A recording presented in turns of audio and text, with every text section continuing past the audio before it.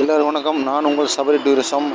இப்போ நம்ம வீடு வந்து காஞ்சிபுரம். பாருங்கள், நாட்டுக்கோழி, போண்டா கோழி, சிறுவிடை பெரியவிடை கோழி ஏச்சியாக இருப்பாங்க.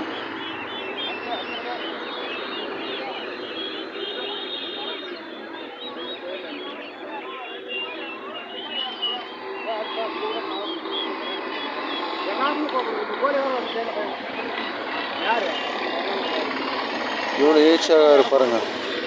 போண்டா கோழி, நாட்டுக்கோழி, சிறுவிடை பெரியவிடை கோழி.